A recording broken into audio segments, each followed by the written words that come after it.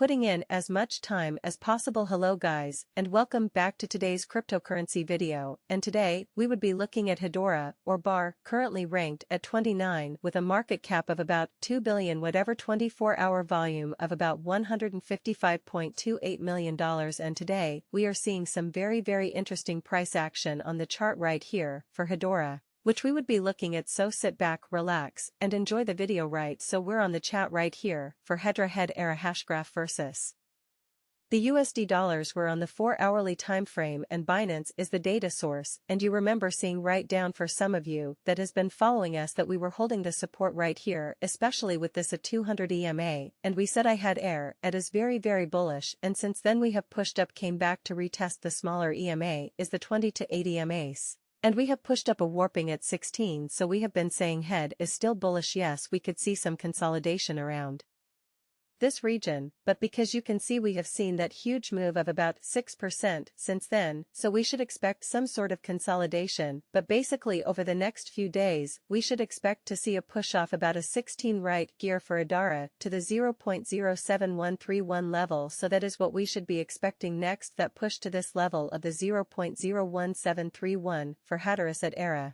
is very bullish at the moment, because if we check some of our indicators, as you can see, radar outer rings are still expanding even though we are very overbought, but as you can see there is no sign of Hedera slowing down, and so we are still pushing to the upside. Right, so we basically could see some sort of consolidation over to the next few days, because we need to see this overboard come back into these rings, and then push back up. Right, that's the way the cloud indicator works, and so we basically might not see a breakout right here for Hedera, as we could see some sort of consolidation and then a breakout. Right, so we could see this come back into these rings into the 0 point and then push back to the upside. As you can see also an RC on our bar Z-score indicator, as you can see we need to consolidate, we are pushing back down to the center level. Right, so we could still see H, but basically just consolidate right here while we push back, and then we see that huge push to the upside for Hbar, but generally Hbar is still very bullish. And we are expecting that push to the upside for Hbar. Right, so that's the analysis for today. If you like the channel, please do not forget to like, subscribe, and thank you for watching and have a blessed day. Now let's shift our focus to Ethereum. How the market and buyers feel about Ethereum has changed a lot in the last week and day. Ethereum is an independent blockchain platform that lets people make apps that don't need a central server, like smart contracts, dApps, as well as its own coin. Ether is used to run smart contracts and power the Ethereum network. As a pioneer in blockchain technology, Ethereum has a big place in the crypto community. The Ethereum network has changed how we think about and use digital contracts, decentralized applications, and even fundraising through initial coin offerings, ICOs. This has helped the crypto space as a whole grow and develop. Ethereum's blockchain technology is the basis for many of the applications and projects in its ecosystem. Developers can build decentralized applications on Ethereum by using its smart contract functionality to make systems that are transparent, tamper-proof, and run on their own. This environment encourages new ideas and innovations. Not redeemable tokens, management of the supply chain, checking people's identities, and a lot more. Decentralized banking is one of the most important ways to use Ethereum. Use Ethereum to avoid platforms. As people look for decentralized options to standard financial systems, smart contracts can offer financial services like loans, yield farming, decentralized exchanges, and the creation of synthetic assets. Because of what Ethereum can do, DeFi's rise has made Ethereum more important and used.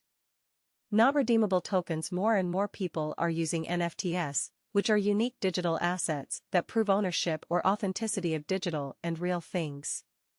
In digital art and computer games, NFTs have become very well known. Collectibles and intellectual property rights, because it works well with them and is strong.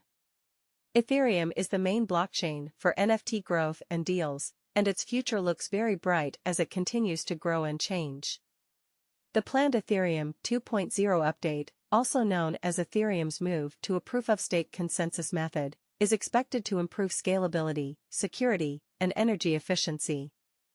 This change has gotten a lot of attention from the crypto community because it could give Ethereum even more ways to grow and be used.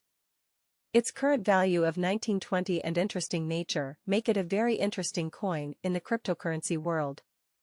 Its importance in the crypto community cannot be overstated, as Ethereum serves as a catalyst for innovation and decentralization with its strong ecosystem. Finance DeFi and non-fungible tokens, NFTs, are changing the future of finance and digital ownership. As Ethereum keeps moving forward, its potential for growth and impact remains exciting for investors, developers, and the wider crypto community.